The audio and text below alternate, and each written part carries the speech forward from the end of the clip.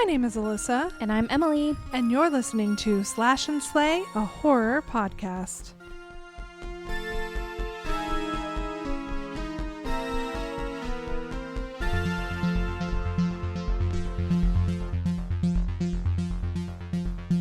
Happy Monday. Tuesday. Monday, Tuesday. I always do that every single time. Happy Tuesday for those of you listening on a Tuesday. For those of you who celebrate, happy Tuesday. Those of you who celebrate Tuesday, happy Tuesday. It is a great day to be a Swiftie. Oh, yes. It is a fantastic day. That's true. Congratulations. Congratulations. Thank you. Thank you. Watched the Grammys last night. Mm-hmm. Crazy. I did not. I didn't even They're so realize boring. they were on. They're absolutely insufferable. I hate award shows, but I did them. it for Taylor and Lana, and that's it, and Billy Joel. Mm-hmm. But everybody, Taylor Swift is coming out with a new album. Isn't that so exciting? It's exciting. When was unexpected. Yes, it was. Everybody thought Reputation, right. But no. I have a feeling this is going to be my album. Really? What's it called again? It's called The Tortured Poets Department. I always say Society. Which seems very different. It just seems like a different. It's her only other album besides Speak Now that isn't just one word. Right. I was about to say, yeah. It's very long. It is very long. I have a feeling this is an era unlike any other era. I'm excited to see. I'm so excited. Because each of them have like a color. Each of them have a vibe. And I'm just like, what's the vibe we're going for here? This one is like a different shade of gray, different shade of black. Okay. So, it's not like Folklore, not Reputation. I have a feeling it's either going to be like Reputation Part 2 or it's going to be like all like Evermore sad Folklore. Yeah. But like a mix. Maybe vibe. A mix. Yeah. Maybe 70s. One can hope. Yeah. But it's coming out April 19th. So be prepared, y'all. And do you know what's significant about April 19th? Is that your anniversary? No. Oh. It's when the American Revolutionary War happened. Oh. Against England. Wow. And her ex-boyfriend is a London boy. A London boy. The coincidences. They're just...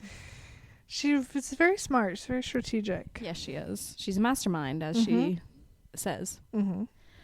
But anyway, I'm very excited about that. My boss gave me a little golden book Taylor Swift this morning, which is really sweet. That's cute. I know. I was like, I'll never have a child, but thank you. At least I have it. Anyway, did you have a good weekend? I did. It was basically just moving furniture. Fun. Pretty much all I did. Are you sore? No. Because you're strong. I'm very strong. Good. And we didn't have to move it that far. So. Good. Just literally maybe like 5 feet. So 5 feet. I'm 5 feet. You moved it that much? I moved it as far as I could throw you. Well, I'm 5'2", so you didn't have to do it quite as far. That's 2 inches. Well, that's good. I also had a good weekend. Did you do anything exciting? Got some good coffee on Saturday morning. I love good coffee. Likewise. Have you been there? Oh. Likewise. Likewise. I haven't been there. I just thought you were saying like likewise. Likewise, I also like coffee. Yes. I can see how you would think that. Likewise. I haven't been there yet, actually. Because every time we would be over there, it would be like super crowded. So yeah, it was very crowded. Yeah. I ran into somebody. Well, I didn't even talk to them, but I overheard this conversation with this girl that I knew when she was like a child. Like she was adopted, and I knew when she was like from day one that she came over to America, and I always thought she was this sweet little girl. And then I overheard some stuff, and I was like, oh, okay, I'm trying to party with you now. She was kind of crazy. But anyway, got some good coffee, got some bad coffee, got some... Did some things. Quite a bit of reading. That's good. I'm still working on the Black Witcher series. I'm almost halfway through the last one. Okay. How are you feeling about the last book? The third one was rough.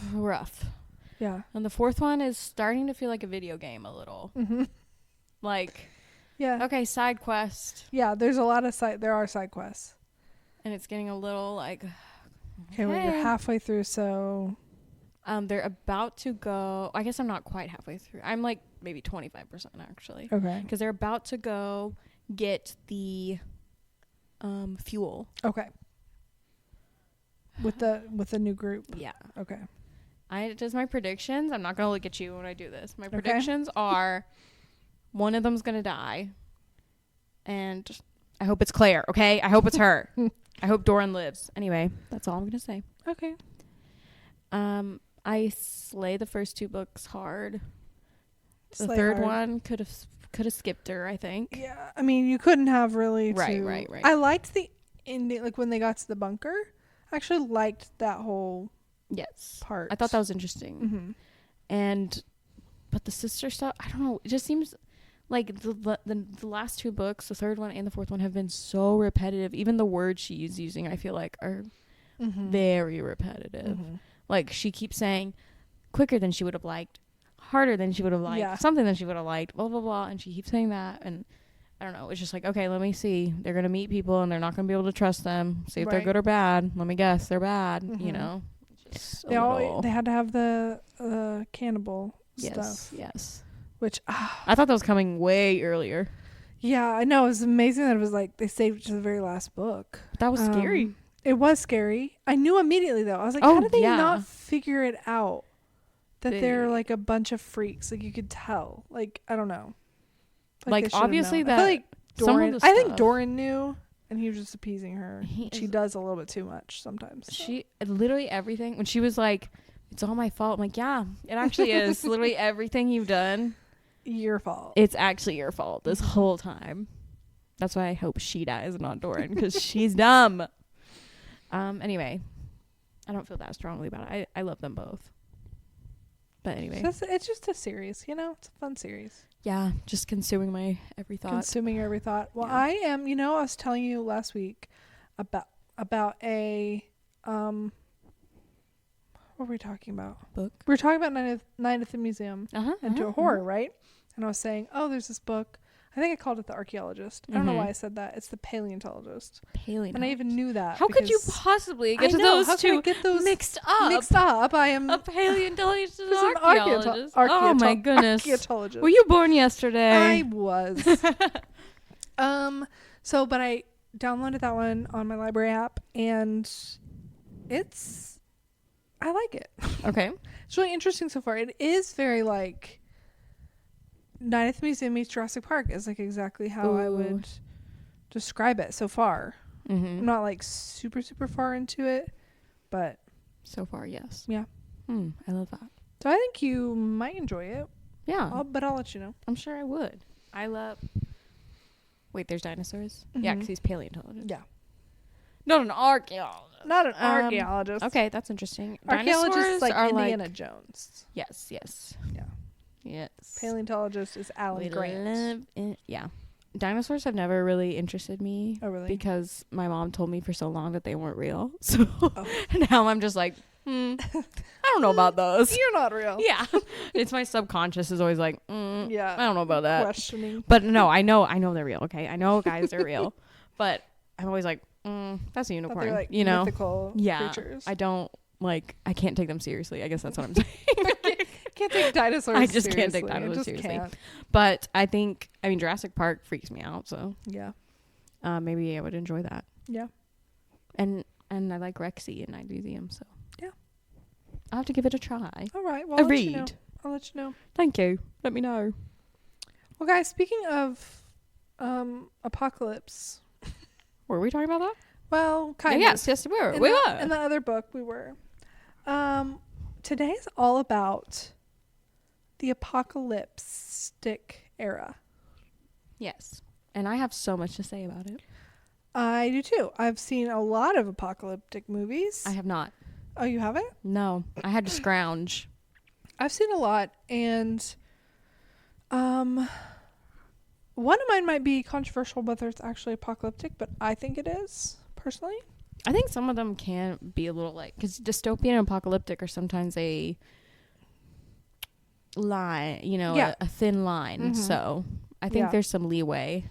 I think so too. I think it's interesting, like the differences in the movies. Obviously, there's like the different categories, I would say, like weather related, environment related, zombie related, illness related, alien related.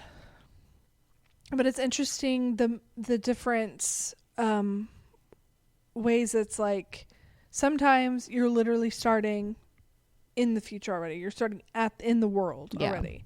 Then there's the ones where it's like there's a build up. It's like showing how it happened. Like the whole movie is that. And then there's the ones with like flashbacks. So you're getting both. Yeah. So some of mine are a mix of that. Mix of those. I didn't even think about that. I don't know which ones I would prefer. I think I like flashbacks too. I like having flashbacks. Looks like Quiet Place Part 2 has a lot of those. Or yeah, well, I guess Part 1 too, a little bit. But Part 1, I guess they both flashback to beginning. They both just start with a flashback. Oh, right. They don't really. Yeah, there's no other flashbacks. You're right. But, what else is a flashback? I don't know. Anyway, I have actually been having a few apocalypse dreams. Really? Yes. And my friend and I want to do we're going to just make it a sister podcast, Slash&Slay. Okay. And this is the first time you're hearing about it, but you're in on this. And it's going to be making doomsday prep for the girls. Oh. So we're going to show them, like, some girls, I'm sorry, like, y'all don't know how to boil water. You know what I mean? Like, y'all don't know that you need to boil water before you drink it. So we're going to teach y'all that. And we're going to teach you, like, you know, basic survivals, how to use your feminine knowledge. We're going to do skincare during the apocalypse. Ooh, like, that's smart. We have to do all of this. Yeah. So I've been making a whole list of things that we want to do. And we were actually at a coffee shop yesterday. And we're talking about Lord knows what. And then my friend just stops and she's like, Emily, listen to what these people are talking about. And it was this group in the corner and they're like talking about how they're doomsday preppers, like for real. Like they had a go bag, like with them. Yes. Like ready at all times. And he was like, this is going to happen. It was like predicting everything. And I was literally like listening. You should have gone over there and interviewed them. I wanted to talk to them so bad and be like we're literally doing that. We're trying to be like you. For the girls. Yeah. Right, like for the girls, don't make fun of us. The ladies. We got on Doomsday TikTok and it's crazy. But I'm very excited I'm very much in my apocalypse era, so. Yeah, so this is perfect. Yes, this is perfect. Perfect. Do you want to give me your first one? Sure. My first one is I Am Legend. With Will Smith. Have you seen it? No. Can't believe you haven't seen it. It's a book as well. I know the book is very different. That's what I've heard too. According to my father. So I haven't read the book. But the movie starts with... Well, is there a flashback in the movie? I think it has flashbacks. But it is like... starts in the world. Okay. And it's like New York... and it's like completely abandoned. So this is literally, he is the only person still alive in New York City. And there are like zombie vampire-esque creatures that this like illness, became, or turned people into that. He's a doctor who's like working on a cure for it. But it's crazy to think about being the only person literally I couldn't handle it in the city. And like all the animals have escaped, so he's like he's hunting deer. Like I think the first scene's like he's hunting a deer. He's like driving like a red sports car through the city, and there's cars everywhere. It's like disheveled, bridges have burnt down, stuff like that. He's driving through the city, chasing this herd of deer, and then out of nowhere, like a lion comes out and like snatches one of the deers up because like it's a lion from like the New York Zoo. Whoa! And it's just he lives like in a brownstone. Luckily he was rich. He's already rich. There you go. That's how you survive. Honestly, that's how you start. You got to start rich. Yes. Because that's the only way I think he would have survived.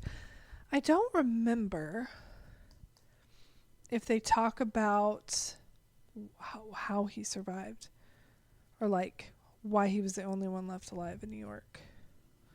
I can't remember. I saw it a couple months ago, but I know For the first time? No. Okay. For the like millionth time. Okay. But I still don't remember. But it's interesting to think about being the only person in a city. If I was the only person in this city, Yeah. what would I do? Like, there's part of it that's like, that'd be fun. Yeah. It'd be fun. You just like drive as fast as you want, you know, go into stores, raid, you know, anything you want. I mean, it's yours for the taking. Yeah. But after a while, obviously, it would be really depressing. And I couldn't carry all those And books from lonely. Barnes & Noble that I raided. Well, you could go take someone's like big ass truck That's true. and then just load them up. Yeah. I don't know how to hotwire a car. That's something I need to add to the list. Well, I'm sure you could find one with keys still in it. Okay, yeah. You know. If they cut and run real quick. Yeah. I'm sure that happened. I'm sure that happened.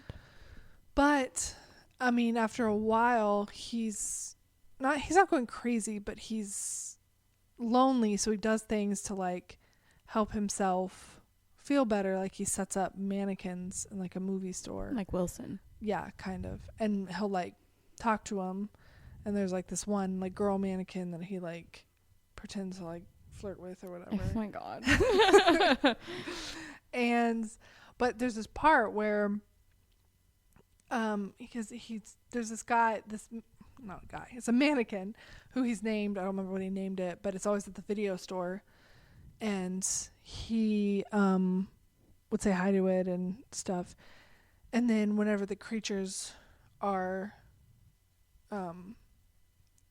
like kind of onto him, because he steals one of them to research. Experiment, yeah. And he's like driving down the street and he sees a mannequin that's usually in the video store like out like down the street, and the creatures had like used it to like lure him. Oh my gosh. Lure him out. So it's really, so they get a little smart. they do. It's interesting. It's a good movie. It's a little depressing. Doesn't he have a dog? He has a dog, and The dog doesn't make it, does it? The way you're looking at me, I'm going to assume it doesn't. no. And the first time I watched this movie was, I want to say like a month after we had to put one of our dogs down. Ooh, that's rough. Yeah. That is rough. It was really sad. I remember just bawling my eyes out. That's sad. It's very sad. But that's my first apocalyptic movie that I like. This is a side note, but since I have been in my apocalypse era, I asked my boyfriend which of our animals would we save if we could only save one. And he was like, a lot of animals. I know. Well, I was like, I choose Luna, our dog. And the reason why is she has more meat on her bones, just in case. And also her fur pelt. I love you, Luna. I would never do that, but in theory, if I was a heartless person. Girly survival right there. I'm sorry, Luna. I love you. I would never. I don't think you'd be able to do it. No. I'd rather starve, honestly. 1,000%. Unless she died of like natural causes. Yeah. But she wouldn't. She's a resilient little girl. Yeah. I would keep her because she would keep me warm. Yeah, exactly. She's also really like quiet. A little blanket. And the kitties are not very quiet. But they would survive. Yeah, I wonder if like animals would learn to adapt to like, I mean, obviously they learn to adapt, but you know, I always think about like in zombie apocalypse, animals that would normally bark at like, oh, they would learn, hey, I can't bark at this thing. That's what I'm saying for Quiet Place or like Right. Bird Box. What do you do? Yeah. You know. I promise I'm not going to kill my dog ever. I love her. Please don't. I will never do Please that. don't skin and eat your dog. No, not even in the apocalypse. I'm telling you, I'd rather die. I'd rather starve. But you did think about it. She'd probably eat me if I starved, but that's okay. At least she could keep living. She could keep going on for a little bit longer. Yeah. Actually, no, she's such a picky eater. She wouldn't. She doesn't like anything She's crunchy. Like, no. No crunchies. No bones for me. Nope. Okay, my first one is actually A Quiet Place. That's Do you have on that my one written down list. too? It is Well, on my list. I have Slim Pickens. I have to. I know. Quiet Place. Mm-hmm. It is one of my favorites. I think it was one of the first like apocalyptic movies I ever saw. Mm-hmm. I just think it's very, very interesting, unique concept. So if you don't know, it's these aliens came to the earth, these creatures. We don't really know the origins. It's almost like there was like in the second landed. one there was an explosion. Yeah, so something happened and came, and these creatures use like echolocation, and very sensitive to sound. they're very sensitive to sound, and so you have to be extremely quiet. And it's this family trying to survive, and they've modified every single thing in their life to be quiet and muffled. Mm-hmm. And unfortunately, they are pregnant, and they're trying to figure out how to have the baby in a quiet place. Right. In a literally, their daughter's deaf, and so they all already knew sign language, which is convenient. Great. Yes. But it's a very just the story is so good, like the characters, and there was something so unique and special about it when I went and saw it that was so like inspiring as a storyteller myself. And same with even watching the second one. Yes. There were moments where I was like, I want to write something right now. Like I wish I could think like that. Yeah. No, it's completely unique, and not even just the concept of like, I'm sure somebody's thought of that before, the creatures that can, There is a movie called The Silence. Oh yeah. It's like and it the has same like Stanley vibes. Tucci in it, I think. And it's like the same thing pretty much. But I think it came after.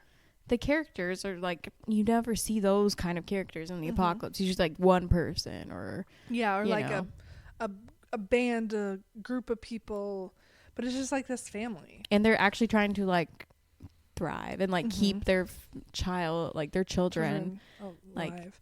I mean, that beginning, it's heartbreaking. Rough.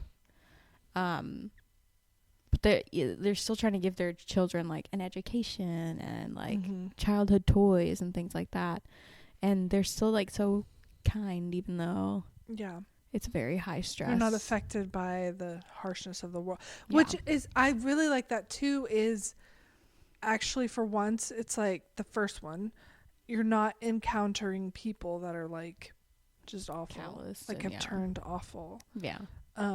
It's just this family, and I like that. Yeah, it's like a little quiet apocalypse until quiet it's not. Until it's not, and then so quiet. But just the best scene is when she's. I mean, it's not good to watch, but like when she's in the bathtub and she's like holding on, she knows she's about to give birth. And then the fireworks light up and she screams, and then like John Krasinski's like running across, and just like the music. It's like the first time it's loud. In the thing. Although there's like, little loud parts jump here, jump scares here and there.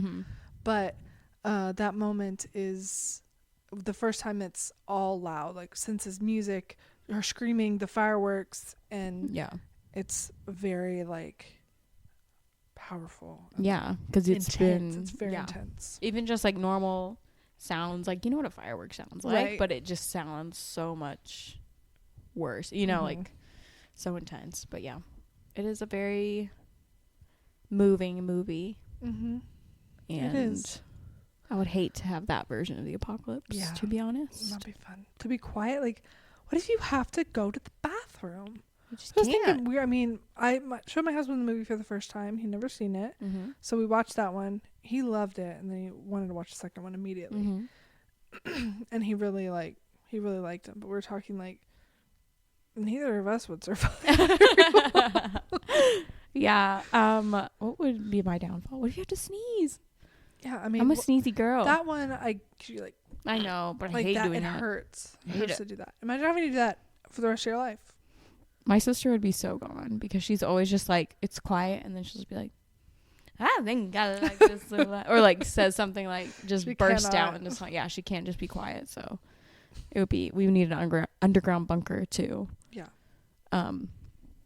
But yeah, no, I love that movie. And the second one, I've only seen that one time. And I don't know. I don't remember much about it, but I remember I've seen it a few times, and it is definitely interesting to see it like outside the world. So I like how it's the first one is just in this little place, and then the second one is explores. They more. actually go outside the world and see what the world is like outside of that little farm. Not the best. But the scene where he gets, the little boy gets his foot in the bear trap. Yes. Oh my, and the way he's screaming, that kid can act. Yeah. Because that was like, I felt that. Yeah. That's rough. And he's just like screaming and oh, it's so awful. And it makes me like, oh my gosh, like why would somebody, I would rather like suscept myself, is that the word? Subject myself to subject myself to like a bad band of people coming, then like put bear traps around my like safe haven. Yeah, like, I don't know. I think they were also for the creatures too, maybe. Oh, I guess, but but then we have Cillian Murphy. I forgot he's in that. He's a classic. He was 28 Days Later. Did you ever see that? No, it's not on my list, but it's a classic zombie. You should see it. You should watch it. It's okay. We'll watch it. It's very good. He's very young in it. He's like 20 or something like that. Really? Yeah. Little baby. He's just popping off now though. He is. I mean, he's Oppenheimer. He's had his moments, but yeah, he's definitely Peaky Blinders right now. He's in his era. Oscar era. What's your next one? Well, that was one of mine, so Quiet Place. Cross that off the list. So this is one that may be controversial, but I feel like The Purge is a little dystopian apocalyptic. Because it's futuristic in a way. Just the idea of having this day where everyone can basically turn it into apocalypse. There's no rules in an apocalypse. And it's terrifying, but then you have all the city still running and stuff like that. And I just looked up the definition of apocalypse to help you out, and I think it's good. So the first definition is like the biblical definition. The second one is an event involving destruction or damage to an awesome or catastrophic scale. So it doesn't have a timeline, like it has to end or anything like that. So I think it works. Thank you. Yes. If you guys don't know, you haven't seen The Purge. No, but I know the vibe. Yeah. I know the gist. The gist is that one day a year in America. Of course, it's America. Of course, America. Or one night a year, excuse me. It's one night a year. There are no laws. And basically you can go out, rob, kill, rape, do whatever you want. In this world to purge your pent-up feelings, that sort of thing. You just get a diary. It is terrifying because I think it could really happen. Yeah. It's one of those things that's like, it could happen. And that's terrifying. Yeah. And I always think, what would I do? What would you do? What do you do in The Purge? You would have to build something specific. Because some people, it makes it seem like some people can just get by with just locking their doors, But if you think about it, throughout the whole year, you could meet anybody. That might have a vendetta. Anyone that you have an interaction with, anyone that you have a negative interaction with at all, could wind you getting hunted in The Purge. Even if you don't want anything to do with it, you could reject someone. You could cut someone off in traffic and they're like, I'm going to find that person, purge next year. Because someone's having a bad day. It's terrifying. Who would I purge? And what would I do? I just am like too lazy to do any of that. Like, I'm like, go find them, hunt them down. Yeah. Heck no. No. Heck no. I mean, there's no reason you don't even want to be outside. If you're like, oh, well, maybe like I'll rob a bank, or like maybe I'll, do this to gain something. Well, you could also die because this crazy person over here wants to kill everyone they see. Yeah.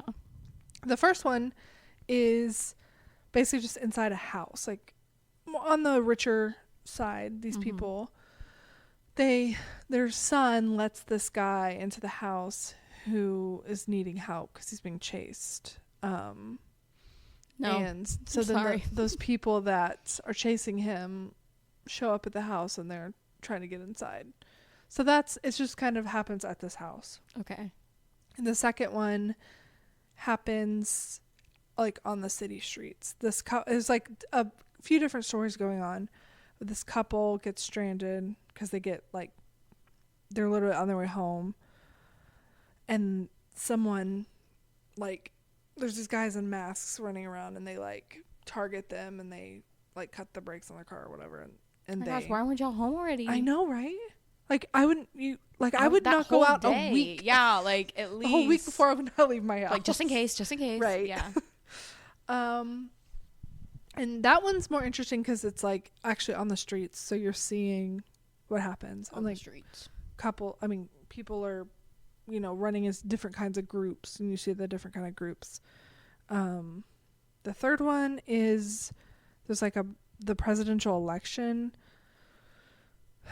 And one of the nominees, one of the candidates, thank you. One of the candidates is being protected by the guy from the second one, anyways. And because the other party, it's very like political, like it's definitely conservative versus liberal. The other party is after her, and so that also kind of takes place on the streets of DC. Yeah, that one's DC. I think the other one was New York. Ooh, yeah. I don't want to live in this place. I just want to live.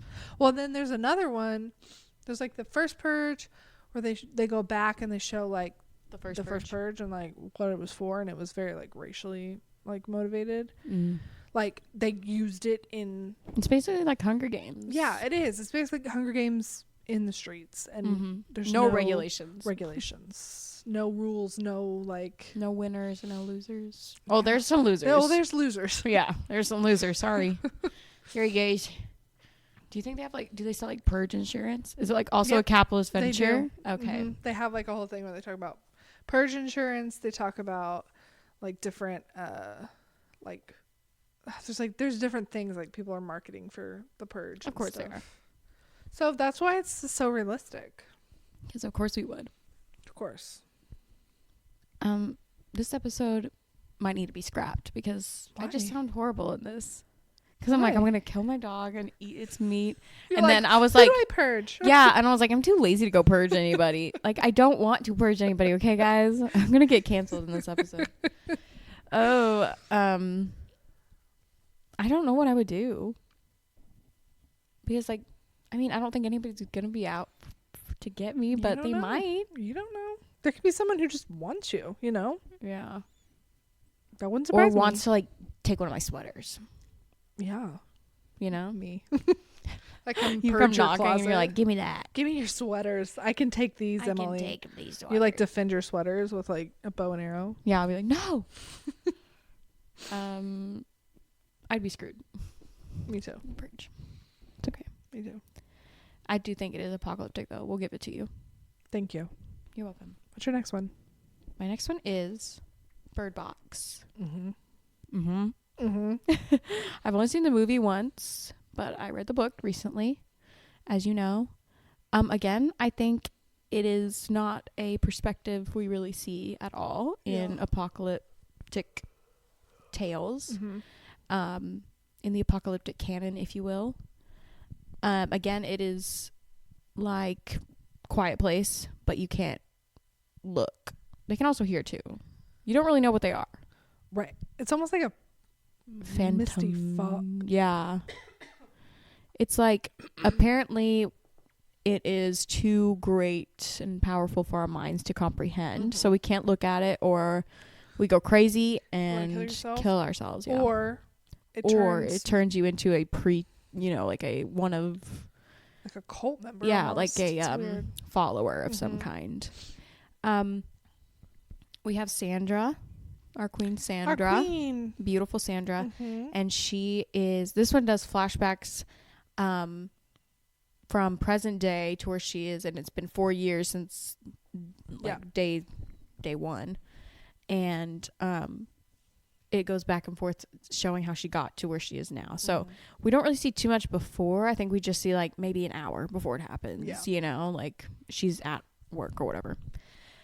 And she's basically trying to take these children to a safe haven, and she's going 20 miles down a river with a bandana on, and these little 4-year-olds with a bandana on. And she was pregnant with a child at the beginning of the whole ordeal. So she gives birth through the apocalypse. Thankfully, she can be loud. Right. But she was loud as she wants. She just can't look. See. Yeah. She can't see. But she basically finds this house, and we meet a lot of. It's definitely your ragtag group. Ragtag team. But all the stereotypes are there pretty much. But again, you might find out that you can't trust everybody, and I really like her perspective compared to like Quiet Place, because like we said, they're still very parental and everything. Yeah. And she's still parental, but she's so like not really. She doesn't even give them names. She does not give her kids names. Girl and boy. And she does not nurture them. She doesn't want to get attached to them. No, she doesn't want to get attached, and she doesn't want them to have any sort of weakness. Like she trains them to like be able to hear anything. And she like from birth they had blindfolds on, and she was like working with them on hearing right, left, hearing forward, and listening and things like that, preparing for this journey for 4 years. There's no way they would have survived without that. No. They wouldn't have, because like thinking about little kids, it's like, I don't want to wear this anymore, like, oh my god, I cannot imagine my nephews in a situation like that. Like, I can't even imagine me. Like, I have I have to keep my eyes open. Like I have to. Like, I'm like, I have to see. I think I would have died for sure. But I could just pop my contacts out. Then you can't see. Then I can't see. Smart. Well, is it like, if it's like pretty blurry, does it still count? I don't know. Even if it's blurry. Like, let's ask Josh Mallerman. Okay. Let's go email him. Yeah, that's mine. I need to rewatch it. Yeah, I haven't watched it in a long time. I think I watched it a couple times when it first came out, and then I haven't watched it since. So. I'm pretty sure I only saw it once, but we should watch it. Yeah, I remembered it very, very well. We should watch it. Yes, we shall. What is your next one? My next one is The Day After Tomorrow. Never seen it. Oh my gosh. It's so good. It's such a classic. It's like a classic environmental weather apocalypse. It's not the one with Zoe Deschanel and no, Mark Wahlberg. It's not. What's that one? The Happening. The Happening. Okay, yeah. It's not that. Is that and on that your one list? Is not on my list. What? What? No. No. So The Day After Tomorrow is basically, it has Dennis Quaid. We love Dennis Quaid. We love Dennis Quaid. Has a boy Jake Gyllenhaal in it. But I was in love with him. I think that I saw this movie. He's a cute little boy in 8th grade, and he was, I don't know how old he would have been.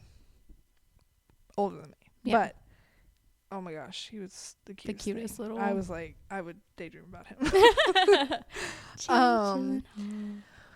But basically, this dad is like an environmental scientist, and he predicts that the world is basically going to have another ice age. Okay. And at the time, his son, Jake Gyllenhaal's son, he goes to New York for this like convention thing, or model human. Something like that. Because he's in like high school. Yeah. Okay. And he goes there, and at that time that's like it's coming. The thing is starting, and it starts in New York, and it's like starts with a giant wave. So it's like giant wave, which is how it would happen. Yes, like a tsunami, and then that drowns everything, and then it gets really, really cold, and then everything freezes over and stuff. And there's this major like ice storm where it'll freeze everything. Like everything will just freeze like automatically, like almost like the Ghostbusters, the new one. Yeah, exactly. Right. Exactly. Oh, I'm very excited for that. Anyways, so Dennis Quaid is going to try to rescue his son in New York, but he has to go by foot. Like, it's the only way he can get there. And he's like in Washington, D.C. when it starts, so it's pretty far. That is very far. And basically it's just like them having to survive, them trying to survive, and the dad trying to get there. So yeah, it's very cold. It's a very cold movie. Cold. It would be a perfect time to watch it. Yeah. It's not really cold, but I can't believe you haven't winter. seen it. You need to watch it. Okay, I'll watch it. Add it to your list. Watch it the day after tomorrow. Okay. Actually, wait, no. I'll watch it the day after tomorrow. Why? My movie club is actually doing apocalypse theme this week. So I'll recommend that. Wait till tomorrow and then watch it the day after tomorrow. I'll recommend it tomorrow. Then we'll watch it the day after tomorrow. Yes. Okay. Perfect. My next one is Shaun of the Dead. So funny. It was the first zombie movie I watched that I was like, okay, like I like this because I think it has like the perfect amount of serious, also British humor, comedy, and gore. Yes, a lot of gore, but like in a fun way. Yeah, so much fun way. I just love a good British flick. And those two guys, they have the best chemistry. Yeah. The character of Shaun is so unique, but still very stereotypical at the same time. You're like, I know somebody like that. Oh yeah. But sometimes I feel like that. Yeah, sometimes I feel like I am Shaun, but you never really see them in a situation like that. You don't see the everyday man in those situations, right? And you get to see how they act, how they discover that the world is.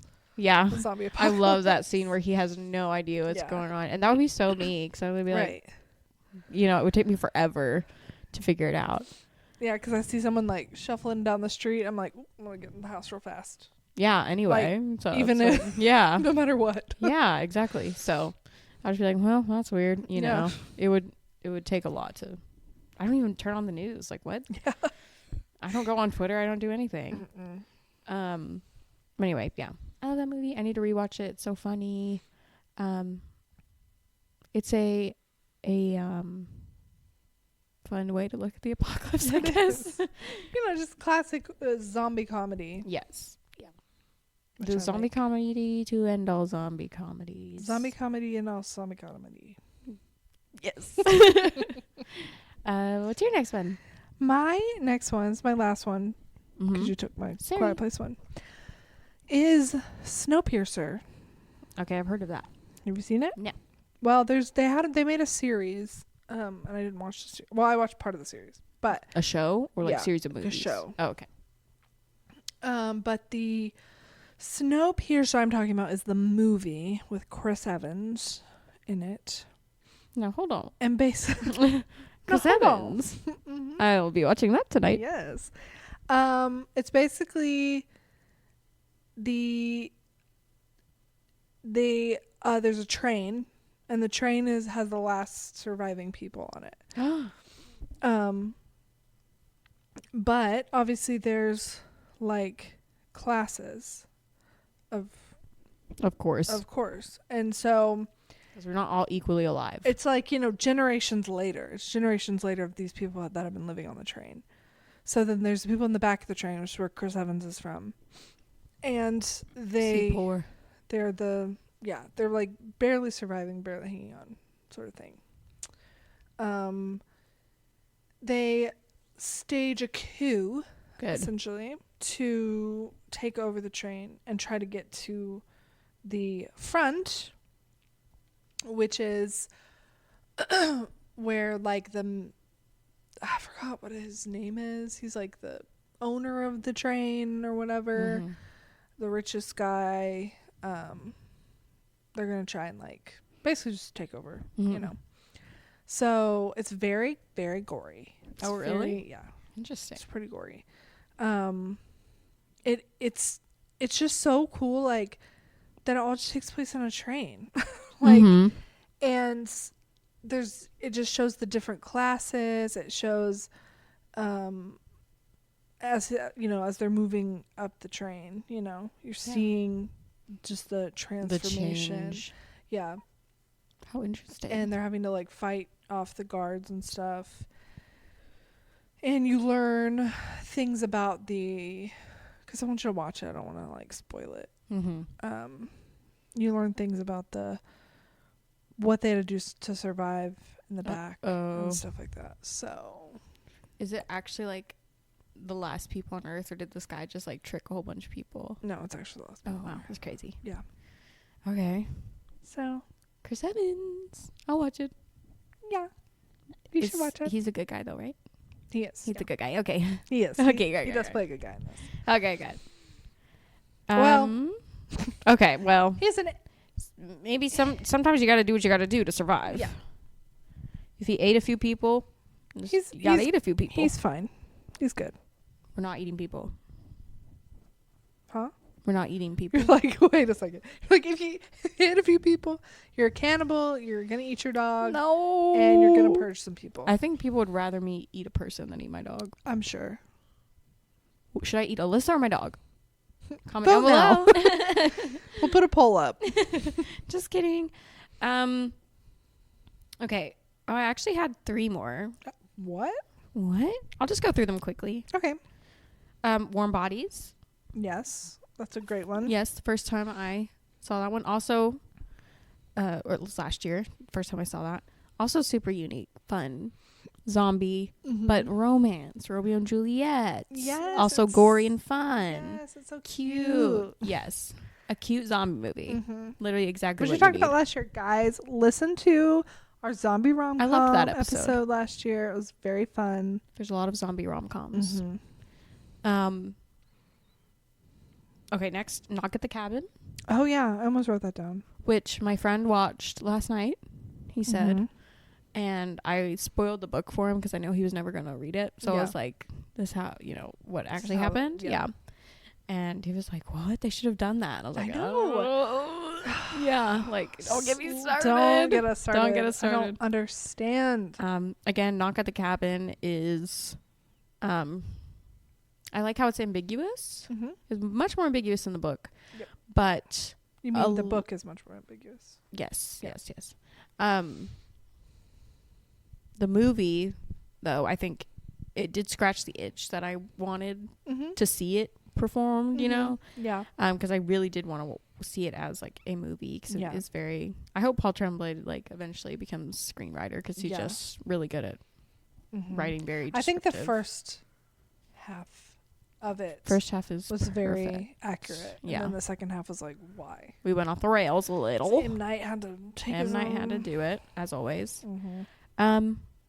But I think, again, you see a sweet family. But, again, it's not a family like you normally see. Right. All of these families have been, we have, like, Quiet Place family. It's a traditional family.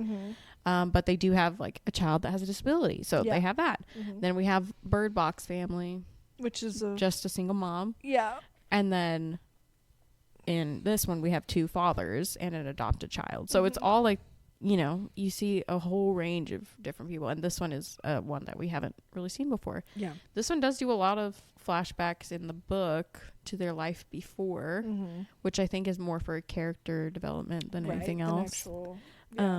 But I do enjoy that too, because you really do, like, I felt for these characters, even the bad guys. Like, I felt for them so much, because just the way they were written, the way they were portrayed, and everything.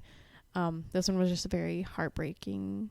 And, you know, I always, like, you know, if I ever think about it, I'm like, man, was it real or not? You know? Right. So that's why I really like that one. Next, I have Don't Look Up. Did you ever see that? I did. I really liked that one. I only saw it one time, but I saw it one time too. I think it was, you know, it came out shortly after, actually probably during COVID, probably tail end. Yeah, tail end, I would say. Mid to tail end. And it was just a little too real, I think. Yeah. A little too real. But obviously star-studded cast. Meryl Streep was fantastic in it, as always. I love her. Yeah, it's just kind of crazy to think of. It was more of a, instead of, I feel like all the rest of mine have been creatures, this one is just like humanity is actually monstrous too. You know, like, you will get rid of every moral you've ever had just because you think the world's gonna end. Right. You know, so that was also terrifying. Yeah. I also wrote down a few books. Do you have any books that you can think of? I mean, obviously there's The Road. That's what I wrote. It's my fave. The Road. And then our Black Winter series. Hunger Games. Do you ever read Station 11? It was about, it had a few different storylines, but it all, like, came together at the end. Who's it by? Emily St. John, something like that? No, Emily St. John something. I read it literally the week after, like, COVID started, because I was like, let me read this, and I didn't realize that it was, like, pandemic, and it was like, I was like, oh my gosh, this is happening exactly, like, right at this moment. And it's about this group that goes around, and it's been like 20 years since the virus started, and they go around the country and, like, perform Shakespeare, because they're trying to bring Shakespeare like back to life. And then there's some safe havens, and there's some places like you do not go over there, and then there's also this cult, and then at the end all of the different storylines you're following intertwine and come together. But it was really good. I also read Severance, which is Isn't that another a show? No, it is, but it's a different, Severance is by Lee Mang. I don't know. I can't remember. Sorry, author. It's also pandemic, and this girl doesn't really have anything going for her really, so she, like, stays around to get, like, extra money working at her job in New York. And then everyone's like, you know, there's only 2 people left in her whole office building, skyrise, and she's like, okay. And so she's like, I guess I'm gonna leave. And so she leaves, and it's like about her surviving and all that. So that was good too. And yeah. Oh, I also wrote the Fifth Wave series. I have it over there, the Fifth Wave series. When I was younger, I ate that up. Fifth Wave. The Fifth Wave. I can't really tell you anything about it, but I don't remember much besides aliens and camps. Aliens, scientists, kids, soldiers. Yes, yeah.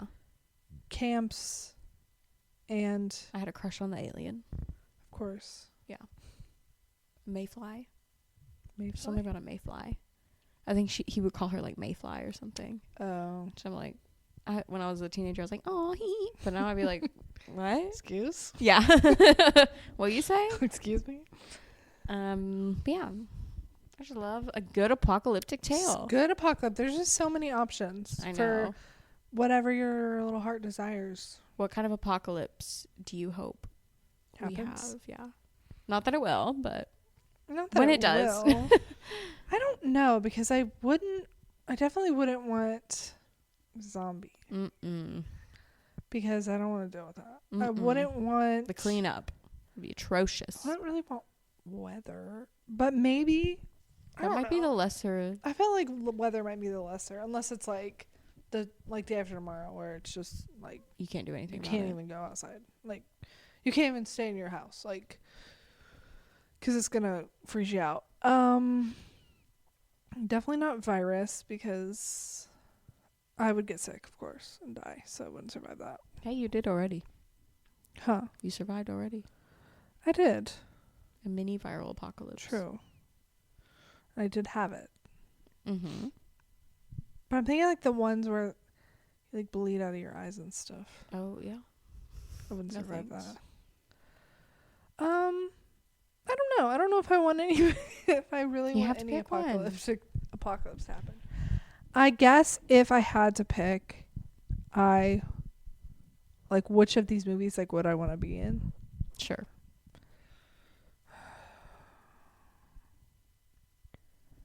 I guess actually day after tomorrow, because we live in Texas and everyone was running to Texas and into Mexico, so we're close, so we can go. Yeah. Okay. So I'll pick that one. Okay. I think I would hope for like a pandemic, kind of like slow pandemic, not as fast as COVID was, because COVID happened very quickly. Mm-hmm. But Well, then how do you know we're not slowly in a pandemic right now? we could be. But that's why I've had sense enough to start doomsday prepping. So see, Smart. I just think either way. Okay, we are slowly going towards an apocalypse because we drive our cars like crazy, Mm-hmm. and you know the environment horrible. We don't recycle, etc. So at least I've had time to come to terms with it. As the earth boils slowly, Yeah. I'll be okay. Be okay. I'll be ready. When I burn alive, I'll have known it's coming. Right. And And hopefully I'll- it'll just be quick. Yeah, I only have myself to blame. I only have myself to blame. Yeah. That's the apocalypse I hope I have. The one I'm living right now. My current reality. My current reality that I've come to terms with. Yeah. Anyway.